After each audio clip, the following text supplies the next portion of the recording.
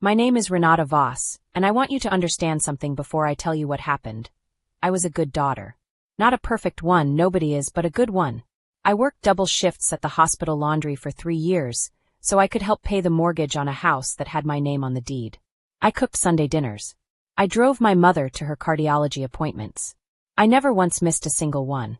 So when I came home on a Thursday evening in October, still wearing my work scrubs, still smelling like industrial detergent, and slid my key into the front door lock. The lock my father had installed when I was 9 years old. I didn't immediately understand what was happening. The key went in halfway, then stopped. I pulled it out, looked at it. Same key, same worn brass, same little notch near the bow from when I'd accidentally dropped it down a storm drain in 2019 and had to fish it out with a magnet on a string. I tried again, slower this time. The key refused to turn. I remember standing on that porch for a full 30 seconds, just staring at the door. The porch light was on. My mother's wind chimes were still hanging from the eave, making their soft aluminum music in the October breeze. Everything looked exactly like home. Everything felt exactly like home. Except the lock was wrong. I knocked. Nobody answered. I knocked again, harder. I could hear the television inside, the specific tinny sound of the evening news my father never missed. I pressed my face against the narrow window beside the door and saw the hallway light was on. Somebody was home. Somebody was absolutely, deliberately home. And then the hallway light went off. My stomach dropped in a way I cannot fully explain. It wasn't confusion anymore. Confusion had already started curdling into something darker, something with a name I wasn't ready to say out loud yet. I stepped back from the door and looked up at the second-floor windows. Both bedroom curtains were drawn. They were never drawn at 7 in the evening. I called my mother's cell phone. It rang 4 times and went to voicemail. I called my father's. Same thing. I sat down on the porch step and stared at my key like it owed me an explanation. I didn't know yet that they hadn't just changed the locks. I didn't know yet about the storage unit. I didn't know about the voicemail they'd left at my job. The one my supervisor had been too uncomfortable to deliver to my face. And I certainly didn't know about the envelope sitting on the kitchen table inside that house, the one with my name written in my mother's handwriting. But something was about to happen that would make all of those things seem small. Because what my parents didn't know, what they had apparently forgotten, or perhaps never fully understood, was that 18 months earlier, I had done something with a lawyer. Something quiet. Something legal. Something that had a very specific name. And that name was about to become the most important word in all of our lives. I spent that first night in my car. A 2014 Honda Civic with a cracked dashboard and a passenger seat that didn't recline properly. I parked 2 streets away because I couldn't bring myself to drive any further, and I sat there in the dark trying to build a logical explanation for what had just happened.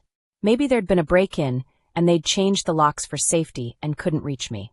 Maybe there'd been some kind of family emergency and everything was chaos. Maybe, and I kept returning to this one because it was the least painful, maybe there was a simple miscommunication, and tomorrow morning my mother would call me, embarrassed and apologetic, and we'd laugh about it over coffee. I clung to that last theory until about midnight, when I finally checked my email. There were 3 messages. The first was from my supervisor at the hospital, sent at 4:30 that afternoon, explaining that my parents had called the laundry department directly and told HR that I was no longer living at my listed home address, and that my emergency contact information needed to be updated. The second email was from my bank, flagging unusual activity. Someone had called to inquire about whether my name was on a joint savings account my mother and I had opened years ago for household expenses. The third email was from a storage facility on Route 9, confirming that a unit had been rented in my name by an authorized third party, and that items were being held for my retrieval. I read that last one 3 times. They had packed my things. While I was at work earning money to help pay a mortgage, my parents had packed my belongings into boxes, rented a storage unit, and moved everything I owned out of that house. And then they had changed the locks. I want you to sit with that for a moment, because I had to. Here's what made it devastating rather than merely painful. I had never fought with my parents about anything serious. There had been no explosive argument, no ultimatum, no screaming match that I'd stormed away from. The last conversation I'd had with my mother was on Wednesday morning. She'd asked me if we needed more dish soap. I told her I'd pick some up. She said thank you. That was it. That was the last normal thing she said to me before she packed my life into boxes and handed my key to a locksmith. What I didn't understand yet was why. And the why, when it came, was going to be almost impossible to believe. The next morning I drove to the house at 8 a.m. and knocked on the door again. This time my father answered. He was in his bathrobe, holding a coffee mug, and he looked at me the way you look at a salesman you've already decided to turn away, with a kind of practiced, prearranged blankness that told me the expression had been rehearsed. He told me the arrangement wasn't working anymore. He told me they needed their space. He told me I was 29 years old, and it was time. And then, and this is the part that made my vision go white at the edges, he told me that since the house was in their names, they had every right to make this decision, and that I should collect my things from the storage unit and wish them well. I let him finish. I let every word land. And then I said something I had never said to my father before in my life. I said, "Dad, whose name do you think is on the deed?" The coffee mug stopped halfway to his lips. Because here is what had happened 18 months earlier, quietly and legally, and with a notary present. When my parents had faced a potential tax lien on the property, I had been the one with the clean credit score. I had been the one the bank would work with. My father had asked me, sat me down at that same kitchen table where my name was now written on an envelope, to be added to the deed as a co-owner, so we could refinance and save the house. I had signed the papers. I had paid the filing fee. I had saved the house. And then apparently they had forgotten, or decided to forget. My father's face in that moment was something I will never fully be able to describe. It moved through several expressions in the span of about 4 seconds. Confusion, then dismissal, then the first hair-thin crack of doubt. He told me I was bluffing. I told him I wasn't. He told me that even if my name was on the deed, it didn't mean what I thought it meant. I looked at him for a long moment. And then I said the words that would crack this family down the middle and change everything that came after. I said, "I think we should let a lawyer decide what it means." What happened next, what he said, what my mother screamed from the top of the stairs when she heard the word lawyer, I wasn't ready for. Nobody could have been ready for it. If you're still watching right now, you're exactly the kind of viewer I love. Subscribe so I can keep giving you stories that touch your heart. Hit that bell so you never miss what happens next. I sat in the parking lot of a Dunkin' Donuts for 45 minutes before I could make the call. Not because I was afraid. By that point, fear had been replaced by something much quieter and much more resolute. I sat there because I wanted to be absolutely certain.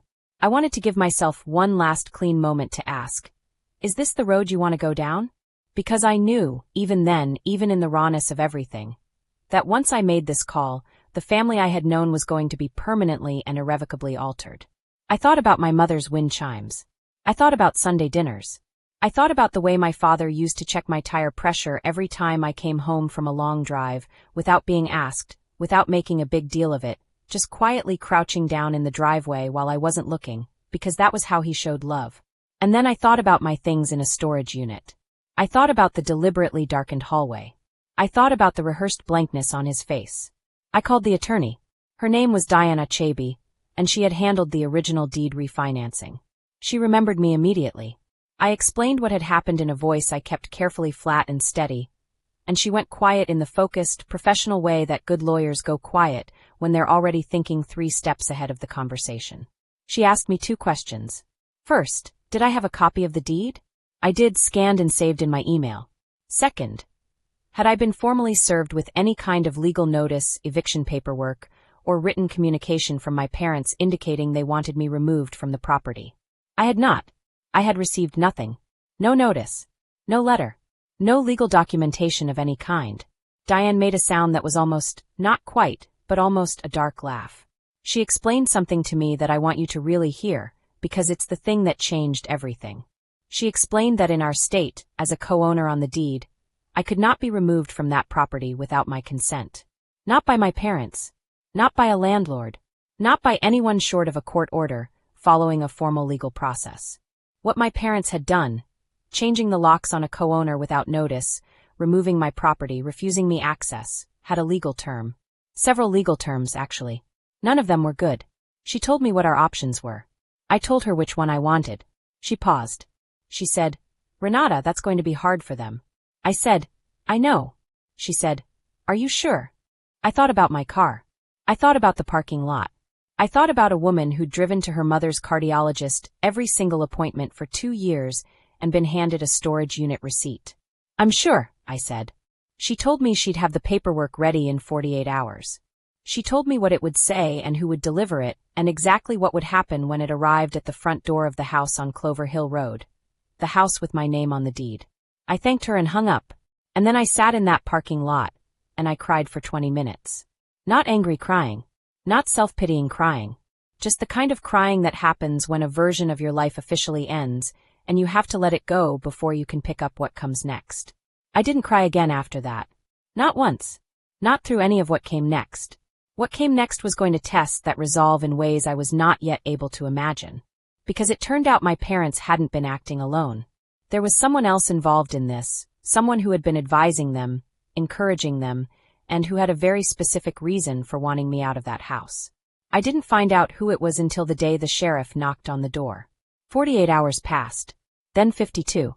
I slept at a coworker's house, a woman named Patrice who asked very few questions and made very good tea, and I went to work both days and I functioned. I laughed at the right moments.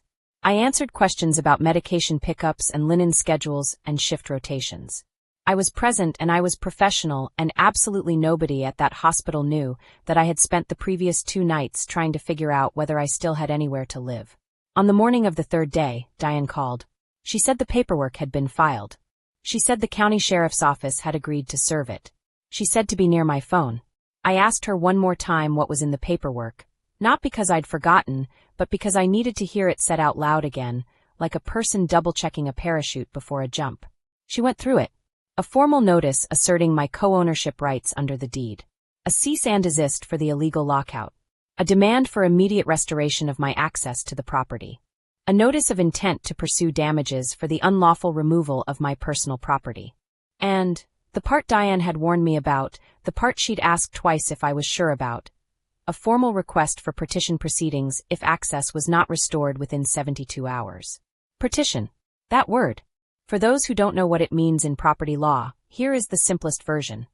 If co-owners of a property cannot agree on how to use or share it, a court can order it sold, and the proceeds split between the owners.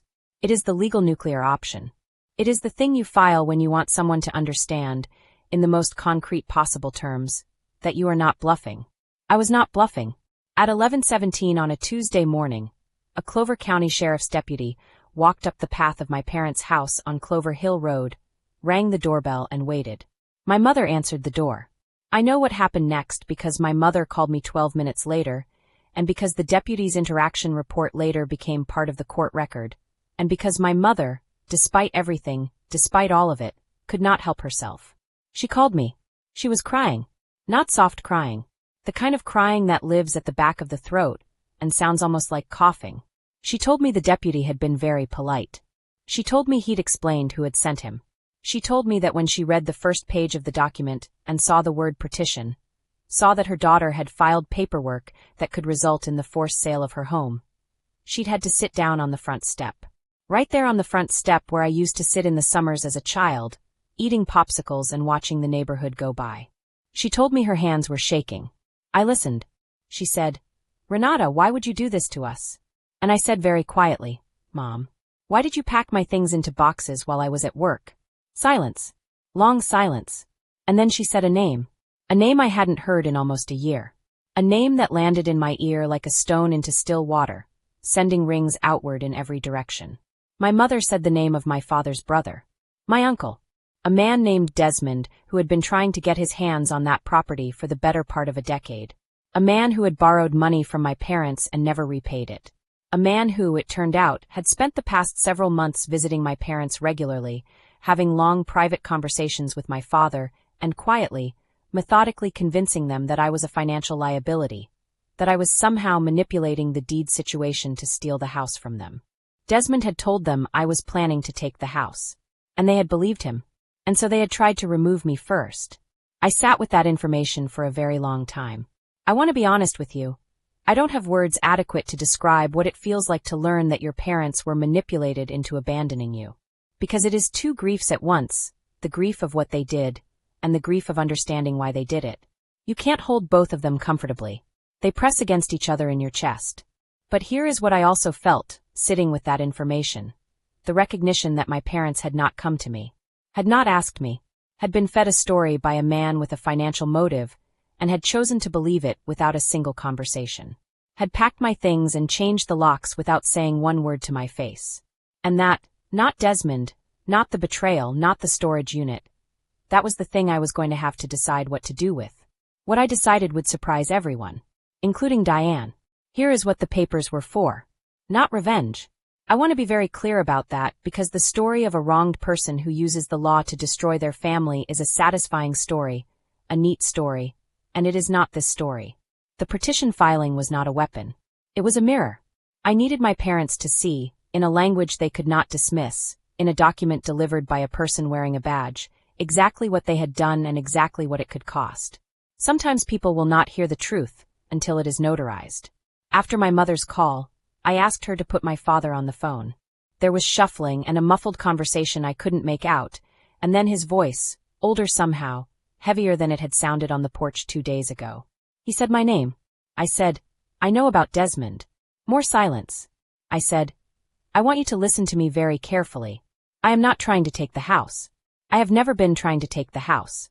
I was put on the deed to save the house at your request, and I have never once behaved as though that made it mine.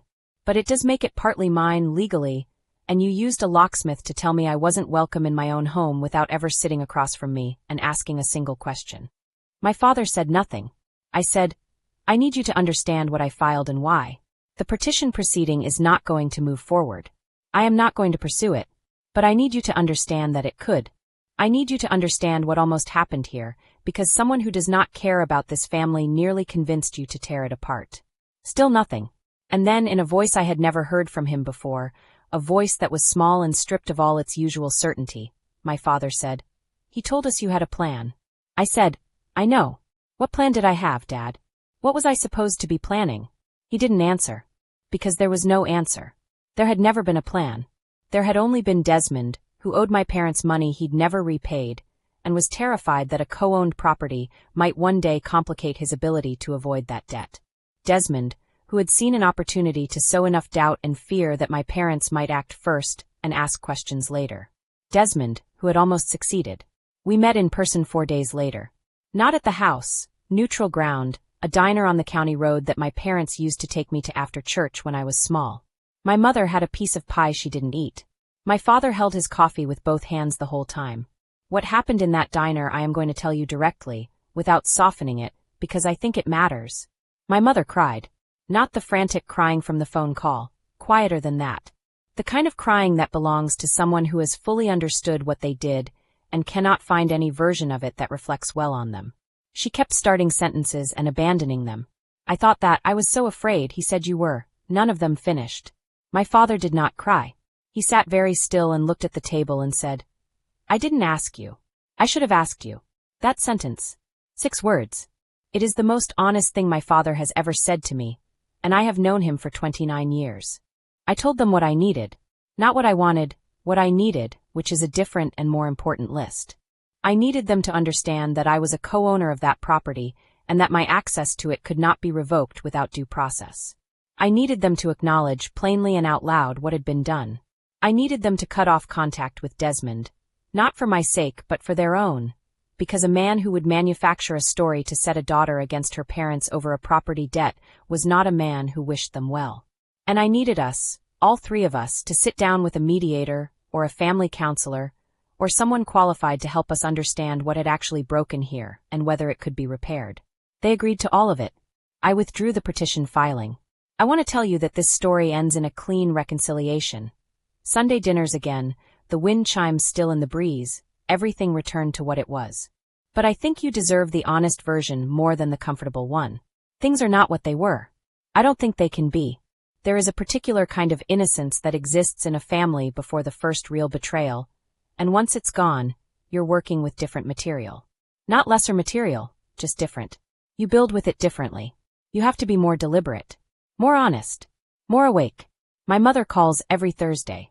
We talk about real things now, not just dish soap. My father checks my tire pressure when I visit. He still doesn't say much about it. But he does it earlier now, before I've even gotten out of the car, while I'm still gathering my things, as if he can't wait long enough to show me. Desmond, as it turns out, had also been quietly advising another family member about a different property dispute. When that came to light, the family held a meeting without me. I was not invited and did not want to be. And from what I understand, the conversation was long and very uncomfortable and resulted in him being asked to spend some time reconsidering his relationships. Whether he has done that, I cannot say. What I can say is this: the lock on the front door of the house on Clover Hill Road has been changed again. My parents changed it, and this time, before the locksmith left, my mother brought me the new key herself. She didn't say anything when she handed it to me, just pressed it into my palm and held my hand closed around it for a moment. I still have that key. It's on my ring right now, next to my car key and my locker key at work. The same ring, 3 keys, and every morning when I pick them up off my nightstand I feel the weight of all 3. Some days that weight is just metal. Some days it is everything. If this story resonated with you, if you've ever had to choose between keeping the peace and keeping your dignity, drop a comment below.